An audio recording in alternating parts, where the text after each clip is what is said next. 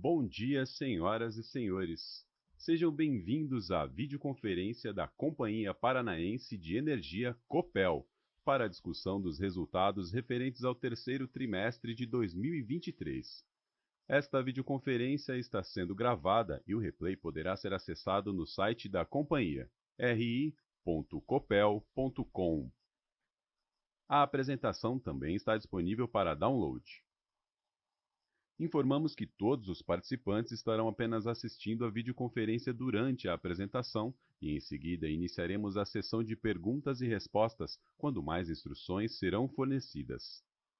Antes de prosseguir, aproveito para reforçar que as declarações prospectivas têm como base as crenças e suposições da administração da Copel e as informações atuais disponíveis para a companhia. Essas declarações podem envolver riscos e incertezas, tendo em vista que dizem respeito a eventos futuros e, portanto, que dependem de circunstâncias que podem ou não ocorrer. Investidores, analistas e jornalistas devem levar em conta que eventos relacionados ao ambiente macroeconômico, ao segmento e a outros fatores podem fazer com que os resultados sejam materialmente diferentes daqueles expressados nas respectivas declarações prospectivas. Apresentam essa videoconferência o senhor Daniel Slaviero, CEO da Copel, o senhor Adriano Rudek de Moura, CFO da Copel, bem como diretores das subsidiárias que estarão disponíveis para a sessão de perguntas e respostas.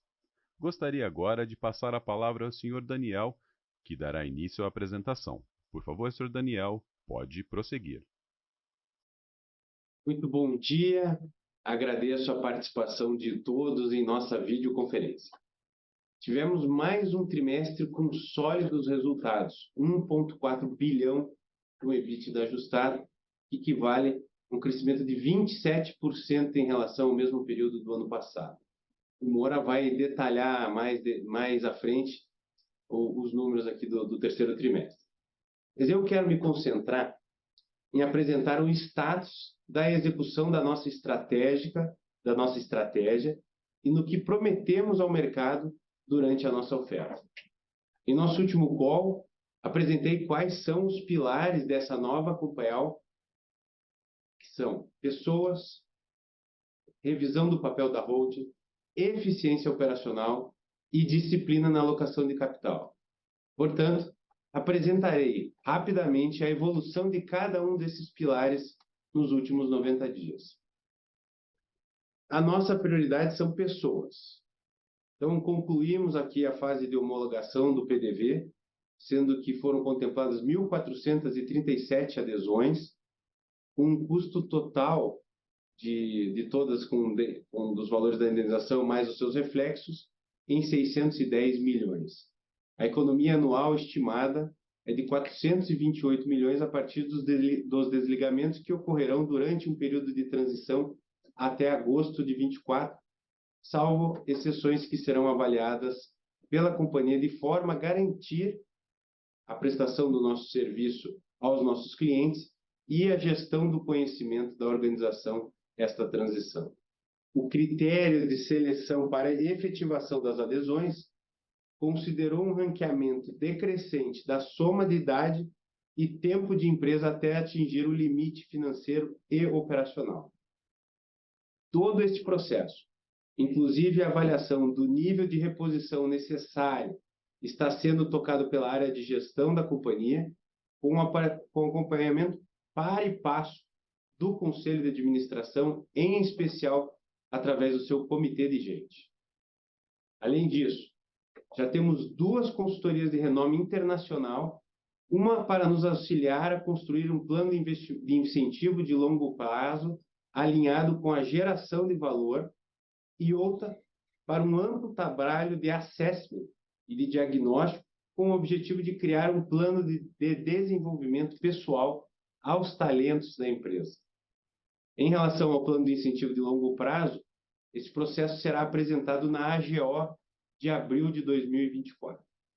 Em paralelo, estamos trabalhando na potencialização da nossa cultura organizacional, com o objetivo de desenvolver um novo jeito de ser da Copel.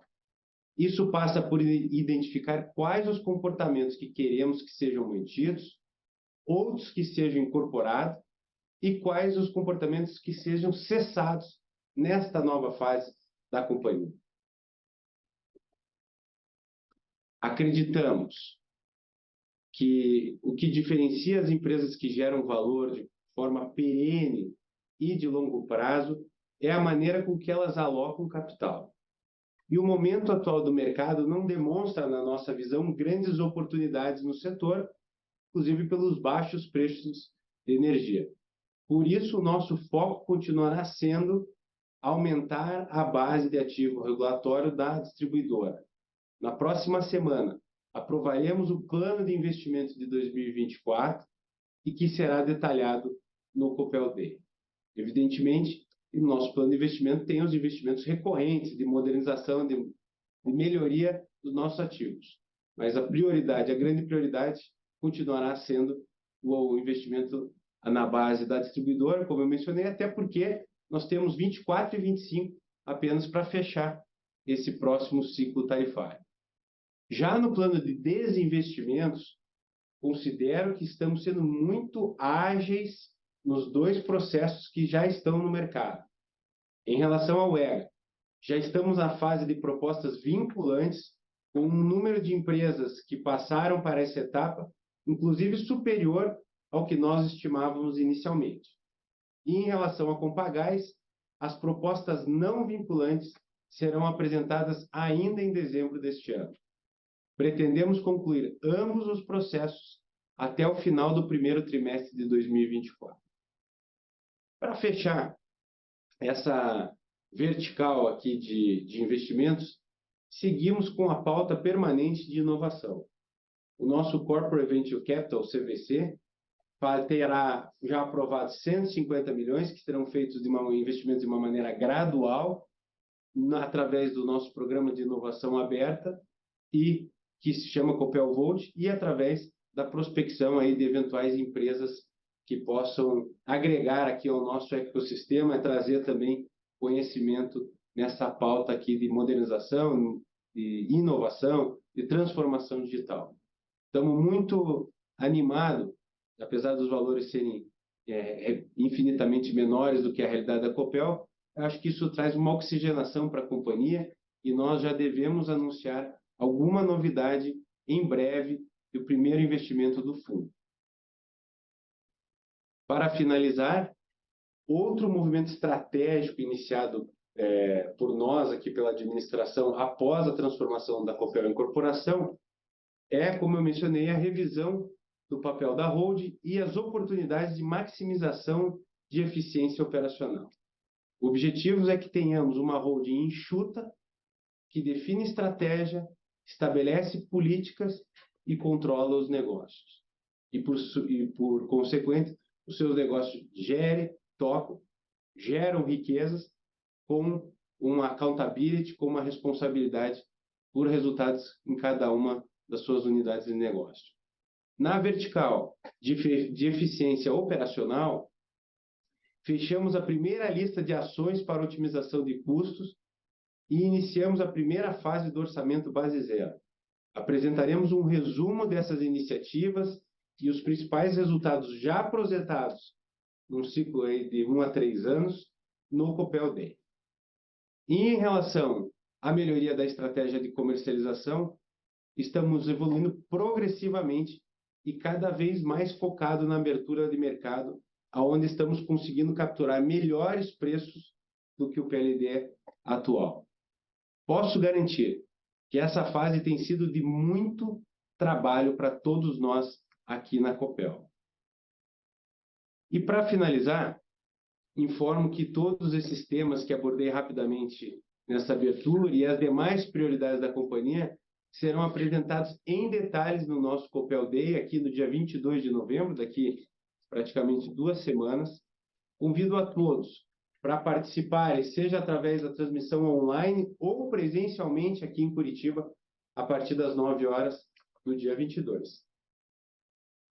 Mas quero terminar essa primeira fase dizendo o seguinte: estamos vivendo um momento único na empresa e temos a convicção que a alteração da natureza jurídica da Copel é uma oportunidade ímpar para que a Copel continue esse trabalho de eficiência, de referência e seja uma das grandes referências do setor elétrico nos próximos anos. E agora eu passo para o Moura para dar continuidade e detalhar os resultados do terceiro trimestre. Obrigado.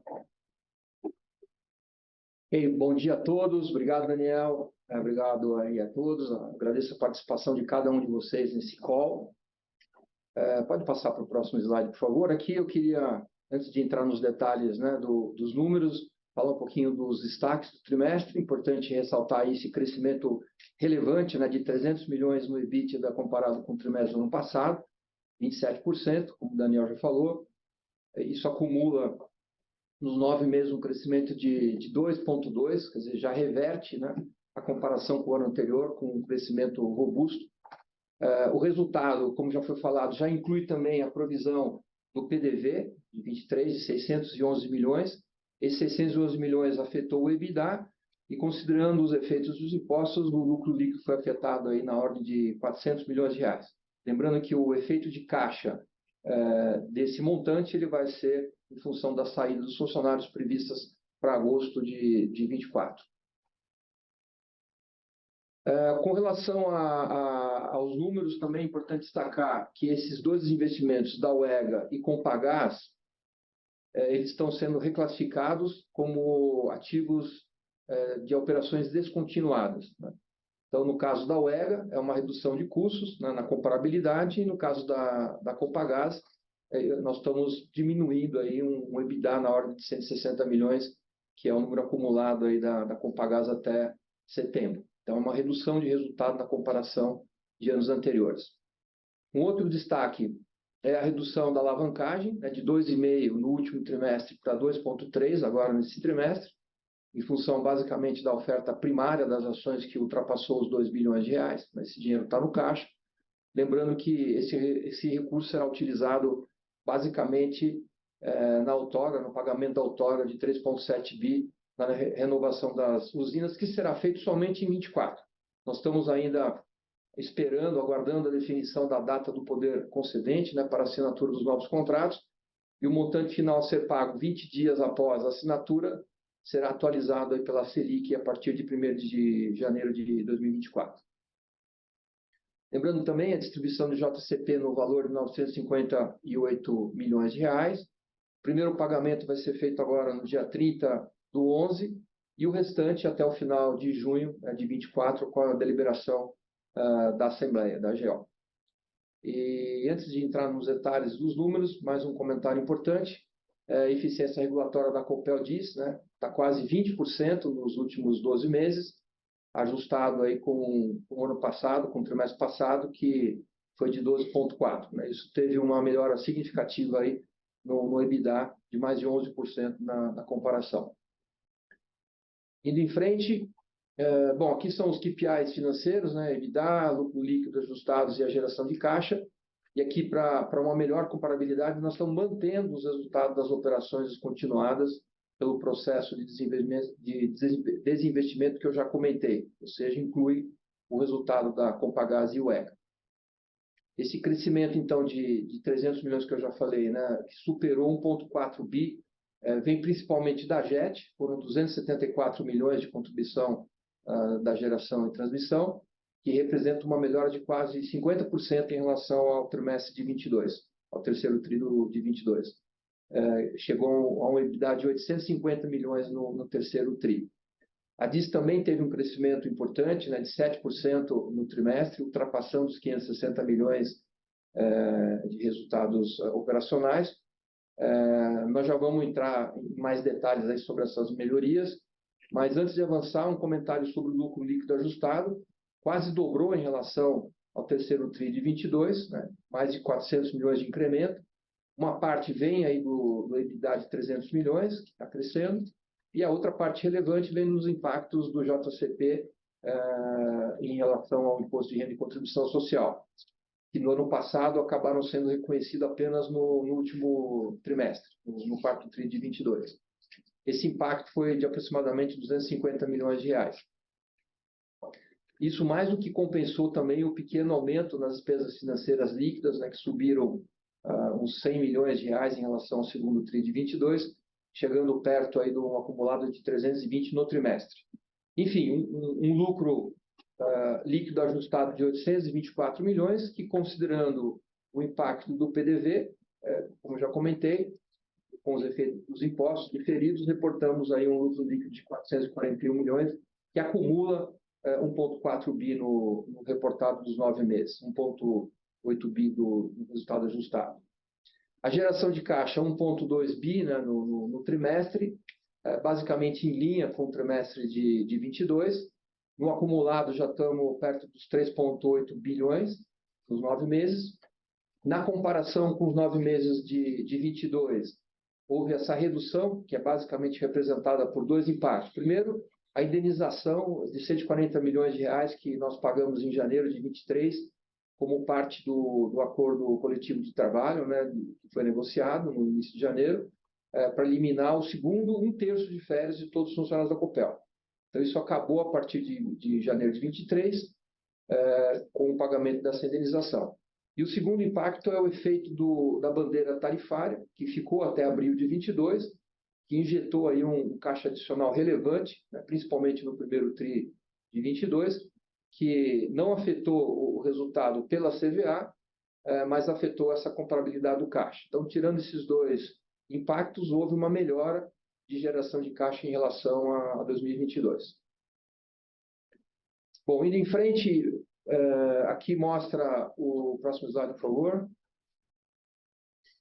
Aqui mostra os itens não recorrentes, né? Já destacamos aí o PDV, 610 milhões.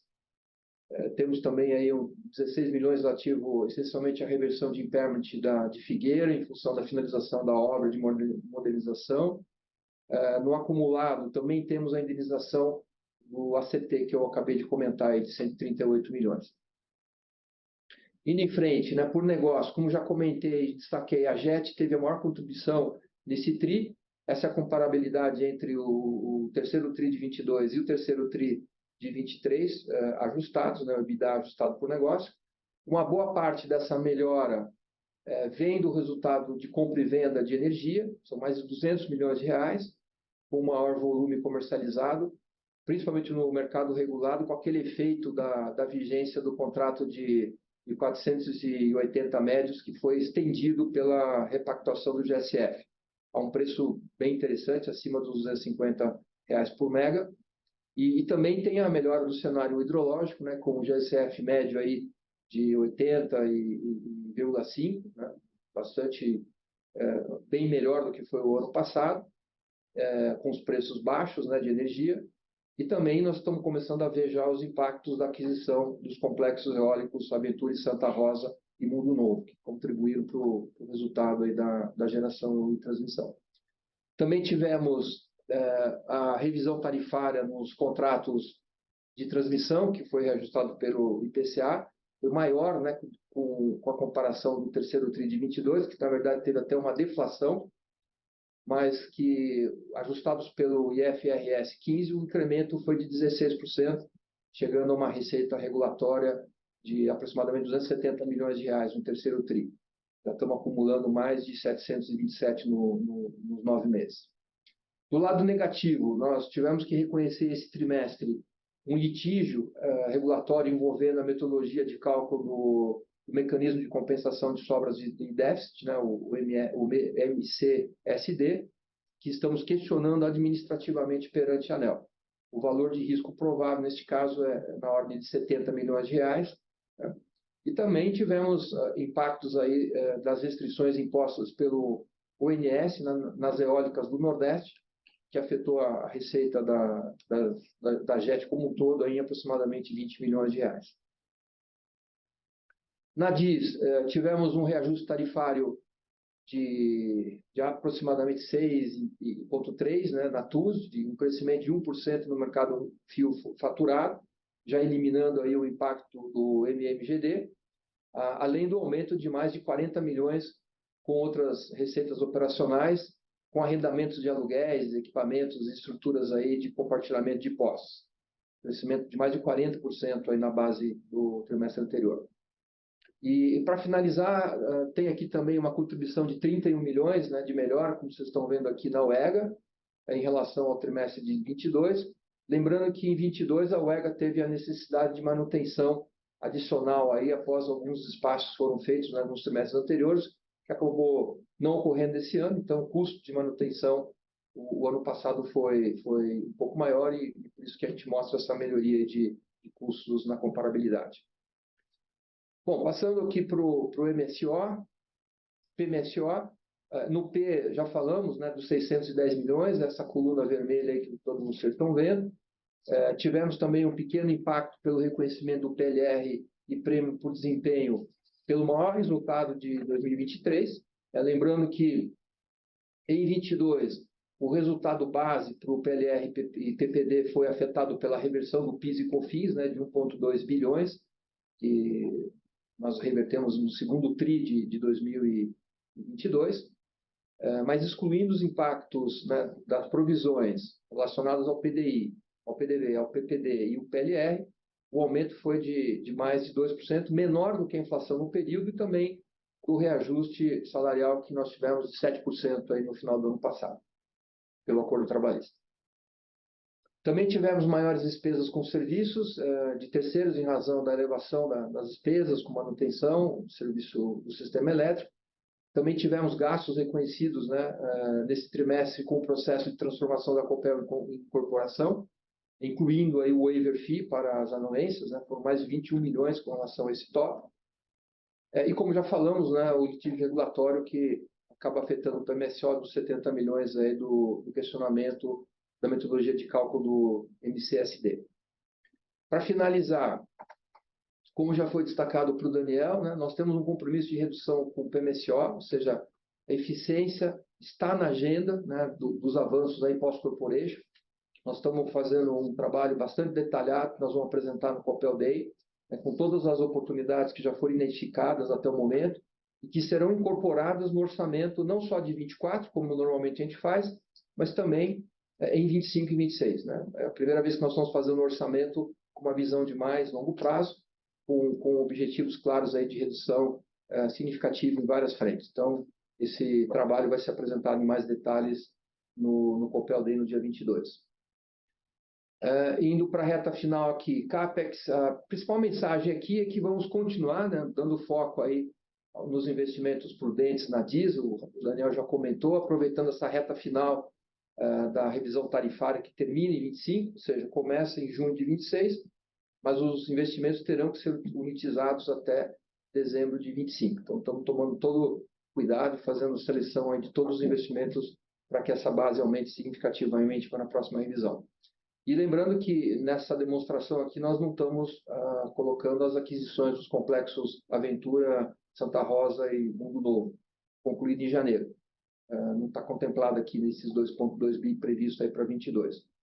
E na semana que vem, né, Daniel, nós vamos fazer a aprovação então do OAI, né, do CAPEX para 24. Vamos apresentar mais detalhes aí que nós estamos imaginando para 2024. Então, indo para a reta final aqui da minha apresentação, destaco apenas a alavancagem, como já mencionei, né, uma redução de 2,5 no último TRI para 2,3, né, principalmente pelo excesso do caixa dos 2 bi, que ficará disponível para pagar a outorga, como já mencionei, né, prevista aí para 24. E, por fim, acho que reforço aí o convite, né, do Daniel para a gente estarmos juntos aí no dia 22 de novembro aí com muitos detalhes aí do que nós estamos apresentando no nosso plano de evolução aí da nova fase. Obrigado, passo aí a palavra para o operador novamente para a gente iniciar a sessão de Q&A.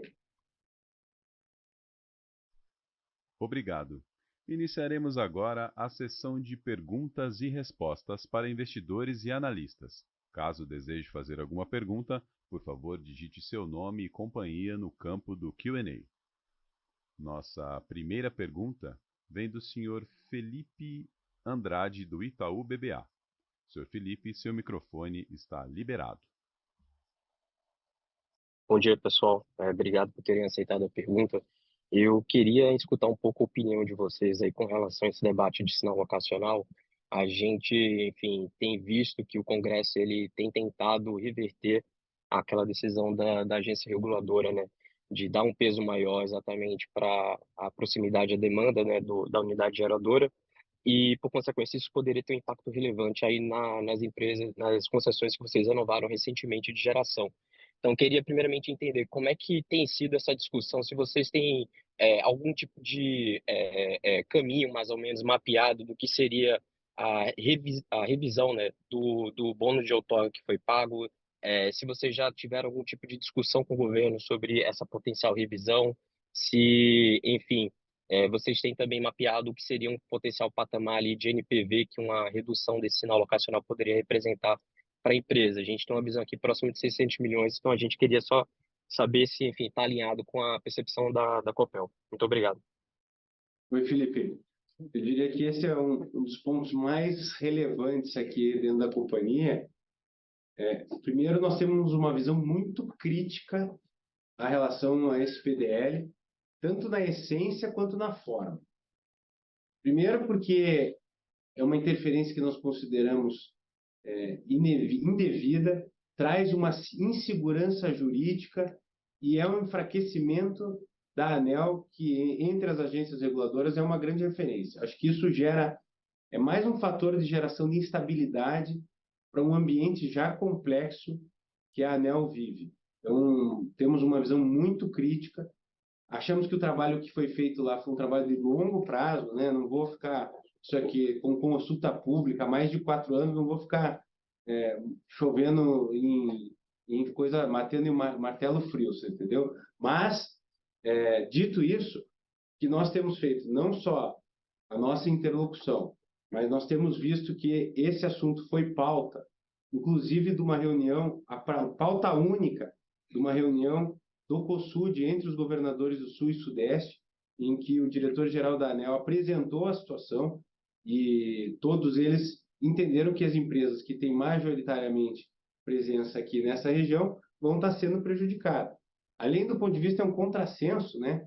Porque essa mudança ela aumenta a tarifa dos consumidores do Norte e Nordeste. Mas, enfim, mesmo diante dessa realidade aqui, com tantos argumentos contrários a essa mudança, né, ou contrários à aprovação, nós vimos isso passar na Comissão de Infraestrutura, apesar de que, pela composição e pela quantidade de senadores aí dessas regiões supostamente beneficiadas, isso já era um movimento, eu diria que quase que esperado, né? Ainda tem toda a discussão na CCJ e, se eventualmente isso, por qualquer motivo, ainda pela composição, ela certamente vai para o plenário. E aí nós acreditamos que no plenário, com isso, não, a chance disso passar, eu diria que é baixa, né? Essa pelo menos é o que as sinalizações que nós temos recebido, né, das mais altas fontes, tanto do Ministério quanto do próprio Senado. Mas, independente disso, um cenário, sei lá, extremo, um cenário pessimista, se eventualmente isso vier a ocorrer, eu acho que o fato desse pagamento ter sido postergado a pedido do governo na PELOA para 2024 do bônus de outorga, eu acho que isso é bom, porque isso vai dando sempre mais tempo, né? Os nossos números, Felipe, eles batem aqui nos nossos cálculos preliminares, o Bertol tem acompanhado, tem liderado isso junto com o Moura, isso bate exatamente com o número que você está falando, ao redor de 600 milhões de reais. Então, que é isso, nós aqui como companhia não queremos fazer um pagamento que tenha um nível um grau de insegurança jurídica em relação a isso. Então, que isso, quanto mais tempo isso tiver, eu acho que vai ficar o ambiente mais claro. O Ministério não quis avançar em nenhuma discussão sobre isso, porque eles ainda estão trabalhando com um cenário que isso não vai ser aprovado. Essa é a informação que a gente recebe, né, Bertol, do Ministério e da própria agência, mas do ponto de vista da companhia, nós queremos só fazer esse pagamento quando tiver um grau de segurança jurídica mais seguro ou principalmente firme, para que a gente não possa pagar e depois ter que discutir isso com extensão de outorga ou judicialmente, que eu acho que isso é muito prejudicial aqui para todos nós. Não sei, Bertol, se você tem mais algum elemento, alguma informação mais atualizada. Eu gostaria, sim. Bom dia a todos e também gostaria de reafirmar que a Copel já se manifestou ao Ministério de Minas e Energia o impacto se for aprovado esse PDL através de uma carta formal dizendo os impactos que isso trará para o cálculo do bônus de outorga através das premissas que foram utilizadas. E como o Daniel falou, estamos confiantes de que não será aprovado e será mantida a resolução da agência regulatória que disciplina o sinal locacional. E, como o Daniel falou também, o pagamento está mais na frente do bônus e isso implica a possibilidade de revisão numa eventual, que não acreditamos, aprovação desse PDL. E destacar também, né, Daniel, o grande aceitação por parte do Ministério de Minas e Energia e da agência reguladora, não podia ser diferente, nessa tese aí de que a resolução e os impactos no cálculo do bônus de outorga estão bem claros, bem estabelecidos. Mas acho que para finalizar, Felipe, se o cálculo foi considerado um custo de sinal locacional e esse custo vai ser mudado por qualquer medida, é muito lógico e razoável, se isso acontecer, seja pedido uma reavaliação dessa coisa. Não dá para simplesmente aceitar e achar que isso é normal. Perfeito. Era mais para entender exatamente o que é que era a visão da empresa com relação a, enfim, a aprovação ou não desse tema e se, enfim, você já tinha mapeado o que seria, né, o day after, né, da atuação da companhia para proteger seu interesse. Muito obrigado.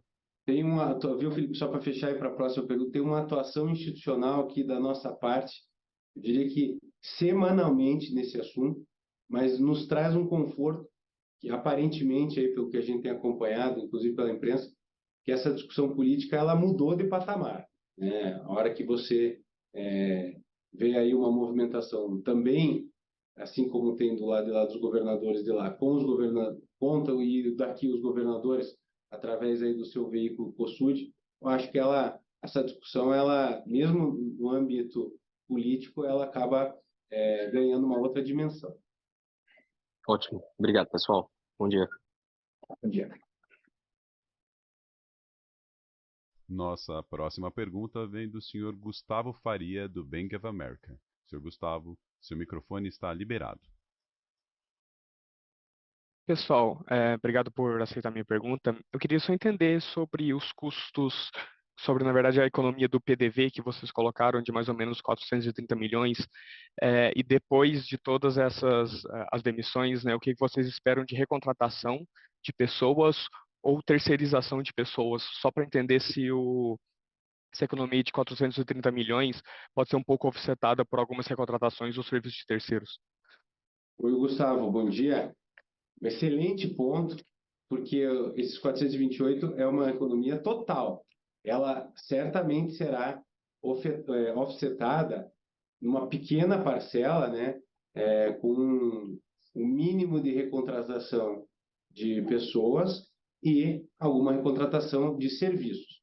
Esses detalhes nós apresentaremos no Copel Day, né? Eu acho que aí vai ter uma oportunidade para a gente mostrar exatamente qual são os percentuais que nós estamos pensando, mas em linhas gerais terá uma pequena parcela, né, que será offsetada, né, ou reduzida deste montante total. Mas evidentemente, como o critério foi muito claro de tempo de casa com idade, você está liberando aí que as pessoas mais antigas, com salários mais altos, né, e que eventuais recontratações, mesmo uma parcela menor, será em outras condições, e eu acho que tem uma grande vantagem aqui nossa, que você vai ter muita, e aí uma dos grandes benefícios que a privatização e que a corporação traz, é você fazer uma coisa que nós chamamos transposição de carreira, uma mobilidade interna. Não vou entrar em detalhe, mas se você tem lá um técnico, que hoje é técnico, até a transformação em corporação, ele só poderia exercer uma cargo de engenheiro se ele tivesse prestado um novo concurso. agora você faz uma transição normal como qualquer empresa. Então, muito dessa adequação que nós vamos fazer, ela vai, em primeiro lugar, ser através de unificação de processos, tecnologia, eficiência pura. Segundo, né, por uma questão de serviços. O que você pode utilizar aqui com serviços? Unificação de contratos, ganhos de escala. E a terceira é, se você tem uma possibilidade de fazer essa transposição interna, essa otimização do nosso pessoal, que já está aqui, aculturado, preparado, você vai ter uma necessidade de reposição menor, salvo algumas áreas estratégicas, né? A gente já tem dito muito que, apesar do trabalho aqui excelente, sendo bem feito pelo Bertol, pelo Cleberson aqui, por toda a equipe que estão interina na direção da comercialização, aqui tem uma oportunidade muito grande de nós melhorarmos a nossa comercialização, criarmos aqui uma força de venda mais estruturada, com sede em outros mercados mais próximos do cliente. Então, você tem aí uma abertura de mercado. Copel já é entre as 3 maiores comercializadoras no atacado. A gente precisa desenvolver cada vez mais essa competência no varejo. Mas do ponto de vista de comercialização, né, Bertol, acho que esse front, esse relacionamento com o mercado e perceber as perspectivas aí do varejo é uma oportunidade boa que nós temos. Agora, do ponto de vista de planejamento energético, de organização, de fazer essa visão integrada, hoje, com a nossa equipe, nós estamos muito, muito bem atendidos e somos, aqui, modéstia à parte, uma das grandes referências do setor nessa área. Não, perfeito, obrigado, pessoal.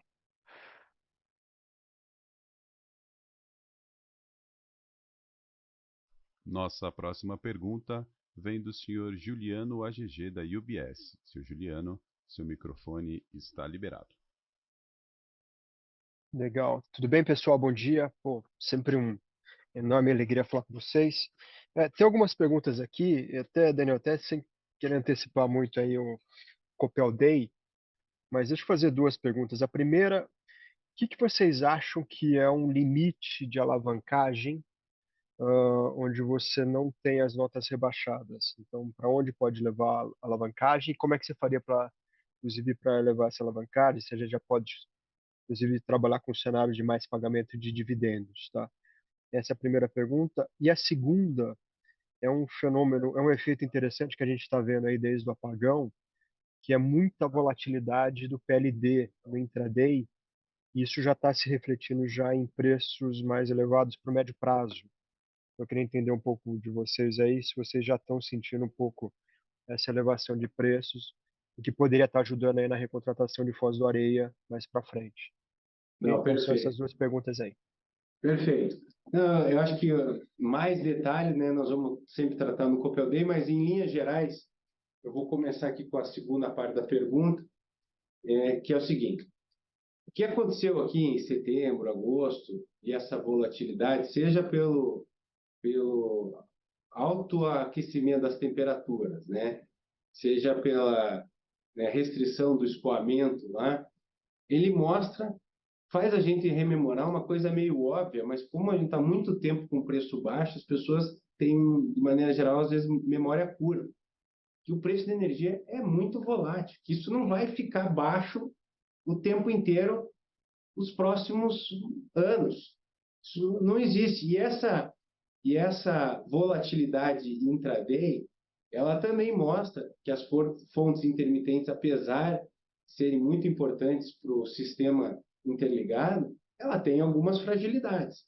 E nós que temos uma base hídrica muito forte, e outras empresas também, né, e acreditamos muito nesse atributo, vemos que isso vai ter que ser valorizado no médio e longo prazo. Quem tem o papel de gerar e ter potência uniformemente ao longo do dia, as hídricas são as principais, mas as térmicas também têm essa função, mas as hídricas são muito mais baratas, elas vão ser reconhecidas e vão ter sinal de preço na nossa visão, por exatamente do que você falou, viu, Agente? Porque ao longo do dia, se você tem alto consumo, alta carga, no final da tarde, e não tem sol, você vai ter uma dificuldade. Se venta mais de madrugada, é outra dificuldade. Então, essas coisas aqui já deveria acontecer desde 2021, quando entrou o preço horário, a gente já devia estar sentindo isso e já devíamos estar precificando isso melhor nos contratos. Mas, como lá teve a crise hídrica, o preço ficou no teto, e depois teve essa tempestade perfeita de chuva, carga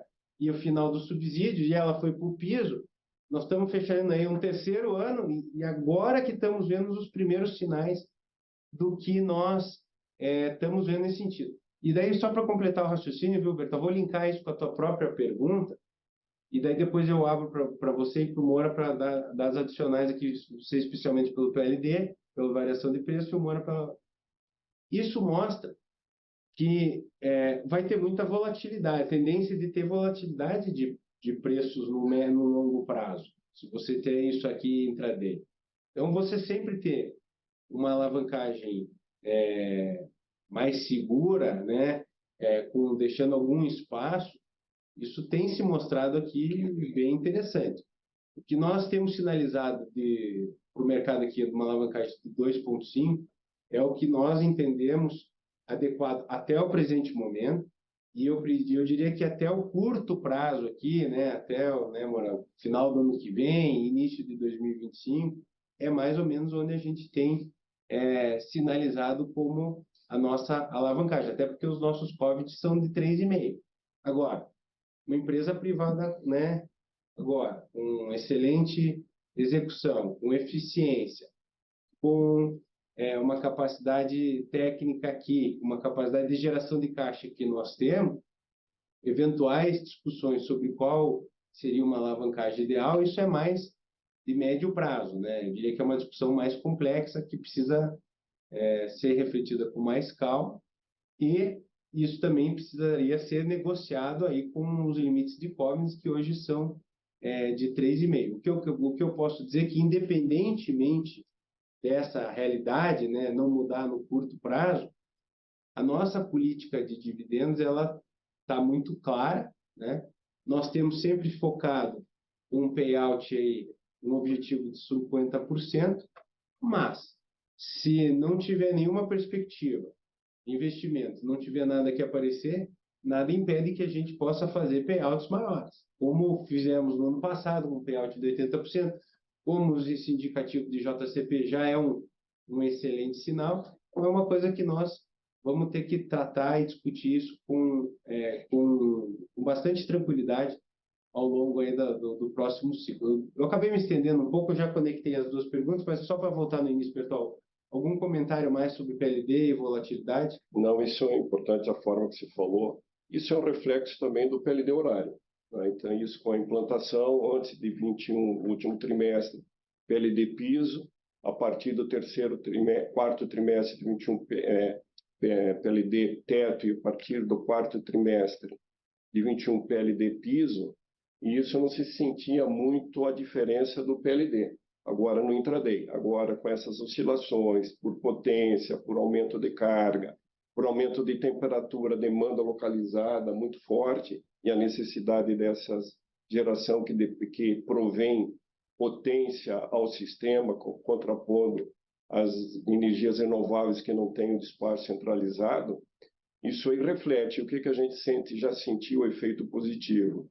A liquidação da diferença que a gente tem nesses períodos, a sobra, por um preço maior, e também o preço futuro nesses momentos já teve um reflexo um pouco maior em relação ao que nós tínhamos agora.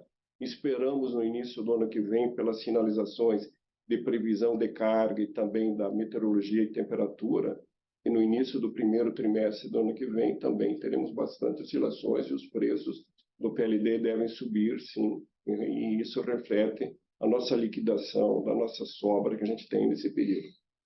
Moré, acho que só complementar aí o que você falou, né, ficou bem claro, acho que o nível de 2,5 é um processo evolutivo, né, lembrando que há 3 anos atrás nós saímos de uma alavancagem de 1, né, fizemos um plano e informamos o mercado que o nosso plano iria chegar a esses 2,5, dentro das duas alavancas, né, considerando o nível de investimento e de dividendos, fomos bem competitivos, pagamos bons dividendos nesse período e estamos agora num nível que a gente acha razoável, né, por um momento, mas obviamente com uma flexibilidade de rever isso aí mais para frente, considerando aí os cenários que nós vamos avaliar em 24 e 25.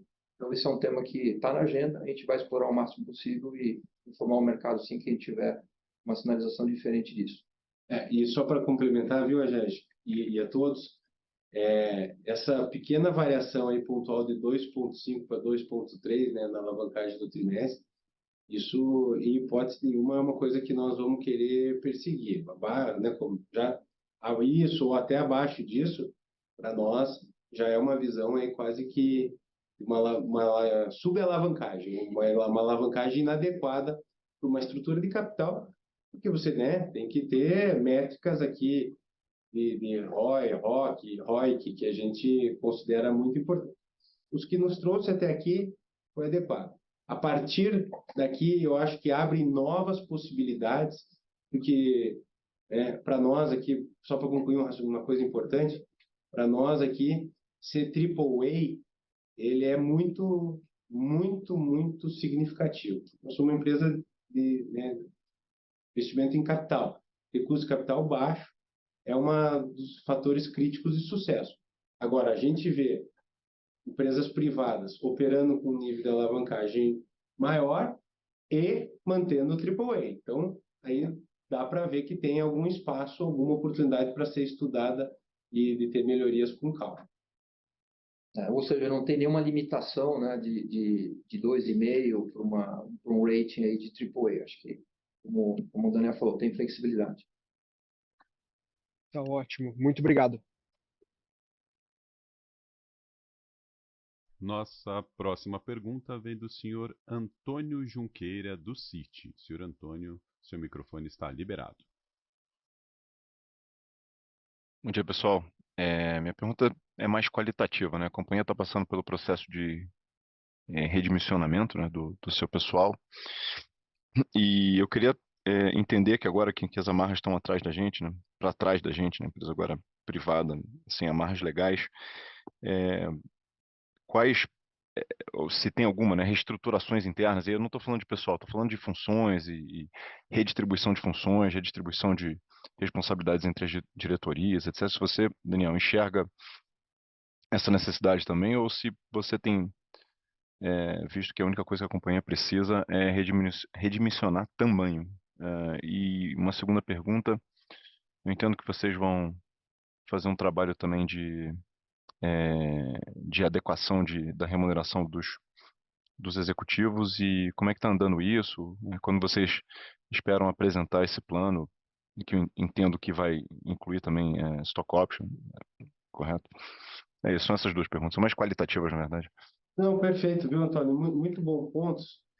Eu vou te dizer o seguinte, primeiro, com esse PDV aqui, nós estamos falando de uma saída de 23% no quadro da companhia.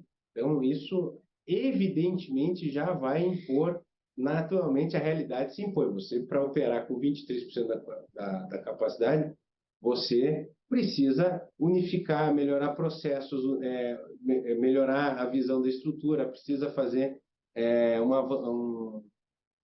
alguns investimentos aqui em tecnologia, coisas que nós já vínhamos fazendo, até porque nós estamos falando em 23% de uma empresa que, por exemplo, na DIS está com EBIT, uma eficiência regulatória de 20%. É uma empresa que já vem fazendo a lição de casa ao longo dos últimos tempos. Então, esse desafio aqui inicial, e por isso esse prazo de 1 ano, para que a gente possa fazer essa transição de uma maneira bem segura, tranquila, garantindo, como eu falei no início, o atendimento ao nosso cliente, garantindo a transferência de conhecimento aqui, para que essa transição seja bem suave. Nós estamos muito seguros, porque a gente tem visto aqui as oportunidades, tinha algumas coisas duplicadas, algumas coisas que não precisam fazer mais, né? Evidentemente aqui licitações, relação com o órgão de controle, tudo isso era um somatório aqui de, vamos dizer, de necessidades que precisavam antes, que são, vamos dizer, ineficiências no mundo privado. Mas dito isso, acho que, e também no Copel Day, essa revisão do papel da holding, não é só uma adequação de estrutura e tamanho. Tem evoluções que nós precisamos, E uma delas, já vou aqui antecipar, né, a todos, é que o regulatório da companhia, que hoje está um pouquinho, né, estava mais ligado aos negócios, cada um das suas áreas, que tinha uma lógica lá, nós estamos vendo muita vantagem, seja porque o benchmark do setor, né, evidentemente, já opera assim, mas também porque nós pretendemos, nessa nova fase da companhia, sempre ter um protagonismo nas discussões regulatórias, e ainda mais agora que a Copel está querendo fazer leilão de capacidade com hídrica para melhorar os resultados de Foz do Areia, né? Vai ter um ciclo, um fechamento do ciclo em 26, numa condição muito diferente do que ela já viveu, né? Você imagina que lá atrás a Copel distribuição operava com déficit no EBITDA regulatório. Depois o desafio dela foi que tudo que foi investido fosse incorporado na base. Já faz 2 ciclos, 10 anos que isso já acontece. Agora é uma regulatória, vamos dizer, 3.0. Estou me estendendo um pouco aqui, Junqueira, porque eu gosto muito disso e eu acho que isso faz parte do processo evolutivo que a companhia faz. Para fechar, esse processo de revisão de remuneração e dos incentivos de longo prazo, nós já temos, como eu falei, uma consultoria internacional acompanhando, ninguém vai inventar a roda, tem excelentes exemplos no mercado, e nós vamos construir isso para apresentar na AGO, né, que é o ambiente adequado, agora em abril do ano que vem, para que nós possamos, né, implantar isso aqui para os executivos, para as principais lideranças, mas ela sempre atrelada. A vantagem do nosso caso é que nós temos um marco referencial muito claro. É 8,25, que foi no dia 8 de agosto. Então, né, o valor gerado a partir disso pode ser uma parcela desse, né, compartilhado aqui com as pessoas em incentivos de longo prazo. Acho que isso traz muito. Mas o que eu queria registrar aqui, muito, muito relevante, para finalizar o raciocínio, viu, Antônio, é que, mesmo sem isso, nós já estamos fazendo tudo o que precisa fazer, tudo que nós comprometemos fazer e tudo que vai gerar valor. Então, eu acho que isso mostra, né, o mindset, o estado de espírito, o compromisso, o nível de engajamento que tem a diretoria, as principais lideranças, as pessoas, os copelianos aqui, em fazer o que é melhor para a empresa, mesmo sem ter, né, nenhum benefício que é prática de mercado já contratado. A gente acredita que isso vai acontecer naturalmente, né? O importante aqui é gerar valor, entregar resultado, cuidar das nossas pessoas e entregar realmente um excelente serviço aqui para o Sistema Elétrico Nacional. Show. Não, show. Obrigado, gente. Obrigado.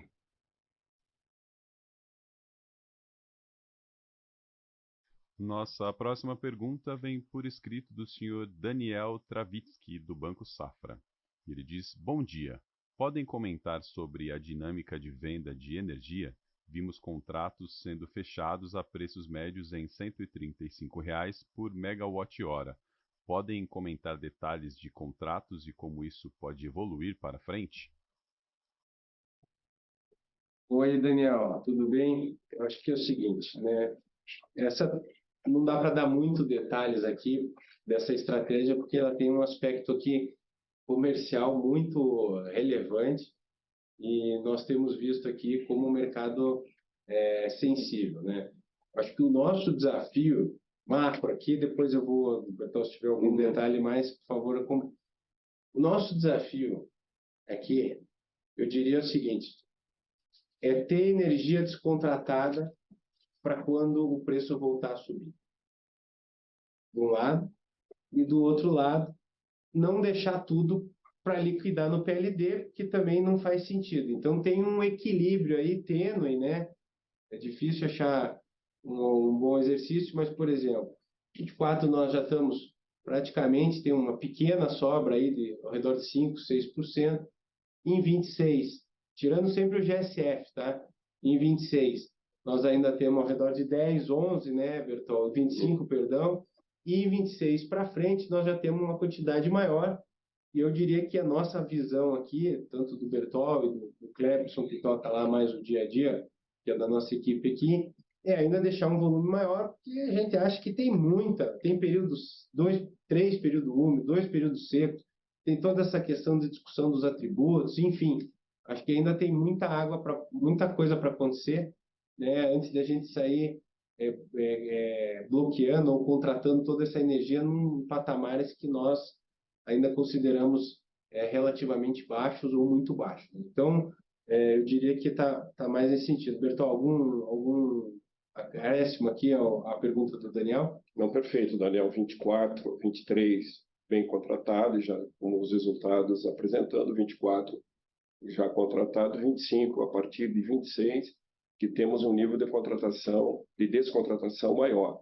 E nós esperamos aí para a nossa estratégia de venda, olhando o futuro, previsão, carga, oferta, que os preços, vamos dizer assim, subam, cresçam. E isso nós queremos vender nesse momento para trazer maior resultado para a companhia. Então, isso, como você falou inicialmente, a área de planejamento energético, da comercialização hoje centralizada, é muito atenta, roda, gera os modelos encadeados, e isso tem dado uma condição muito positiva de previsão. E importante é fazer a venda no momento adequado e no preço que o mercado está pagando naquele momento, no nível de oferta de energia que a Copel tem. Temos expectativas boas de que o preço comece a subir depois dessa passagem desses períodos seco e úmido, como está falando, e a retomada da carga do sistema, e isso dá uma boa sinalização de expectativa. A sessão de perguntas e respostas está encerrada. Gostaríamos de passar a palavra ao Sr. Daniel Slaviero para que faça as considerações finais da companhia. Excelente. Mais uma vez, obrigado pela participação. Temos vivendo aqui um movimento único na história, um momento desafiador. Isso vai exigir o melhor de cada um de nós aqui dentro da Copel. Pode ter certeza. Acho que ao longo dessas perguntas e respostas aqui, que foram excelentes, porque abordaram os principais tópicos da companhia, mas eu acho que ela também reforçou o mindset e o nível de comprometimento de todos os profissionais que estão na alta administração e na companhia de maneira geral, né? Passa por mim, passa pela diretoria, passa pelos superintendentes, gestores, gerentes e também pelas pessoas da base. Acho que aqui temos um corpo aqui que é gerencial, um corpo de colaboradores, de pessoas que é diferenciado. Dito isso, reforço aqui os nosso convite para o Copel Day, e muito obrigado mais uma vez pelo interesse, pelo entusiasmo aqui com a nossa Copel. Obrigado, bom dia a todos. A videoconferência da Copel está encerrada. Agradecemos a participação de todos. Tenham um excelente dia.